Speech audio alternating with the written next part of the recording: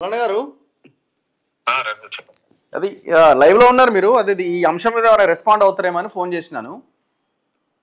అది బాధాకరం రఘు, అది ఓకే. చేయకూడదు, అట్లా అవుతుందని.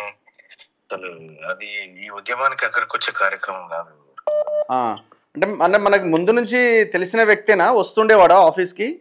లేదు రఘు, లేదు. నిన్న ఉదయం వచ్చినాడు. నిన్న ఉదయం అంటున్నావు, నిన్న సాయంత్రం వచ్చినాడు. నేను అప్పటికే వేరే మీటింగ్ ఉంటే వెళ్ళిపోయినాను. ఓకే. వచ్చి మా సిబ్బందిని అడిగిందంట, మల్లన్న గారు కాలు మొక్కిపోవాలి ఒకసారి అని. అంటే ఎందుకు కాలు మొక్కుతావు, బయట పొద్దుగాని రాపో, కాలు మొక్కుడు నీళ్ళు మొక్కుడు ఇట్లా చేస్తారా, ఆయన నచ్చదు అని చెప్పిన తర్వాత ఆయన మొత్తం ఈ బీసీల నినాదాలు చేసుకుంటూ బీసీల గురించి మాట్లాడుకుంటూ ఇలా ఏదో ఒకటి కావాల్సిందే, ఇక బీసీలకు ఎన్ని రోజులు అన్నా ఈ అన్యాయం అనుకుంటా బయటకు వచ్చి నిప్పు అంటించుకున్నాడంట. నేనుంటే జరగకపోయేదేమో, నేను నచ్చపెట్టున్నాను ఏమో కానీ అది నేను లేకపోవడం చాలా ఇబ్బంది అయింది.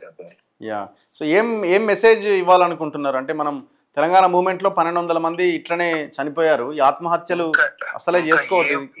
ఏ ఒక్కరు కూడా ఇటువంటి కార్యక్రమం చేసినా అది ఉద్యమానికి ఇబ్బంది జరుగుతుంది. ఎవరు కూడా చేయకూడదు. దయచేసి దండం పెట్టి చెప్తా ఉన్నా. ఈ బీసీ ఉద్యమం ఒకవేళ బీసీలకు మోసం చేసిన, సస్తగిస్తే బీసీలకు మోసం చేసిన మరాఠ రాజకీయ నాయకులు 42% రిజర్వేషన్ ఇస్తాను, మేము చచ్చిన అందం సందం ఉంటది. అమాయకులు ఎందుకు చనిపోవాలి దీంట్లో? అవును.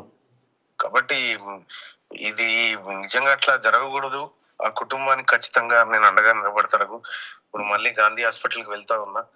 సో నైట్ అక్కడే ఉన్నా, వెళ్తా ఉన్నా. ఎట్టి పరిస్థితిలో ఈశ్వరచారిని కాపాడుకునే ప్రయత్నం చేస్తారు. ఇది చాలా బాధాకరమైన విషయం.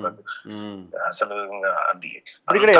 ఎవరిని తప్పు పట్టాలని మీరు అనుకుంటున్నారు?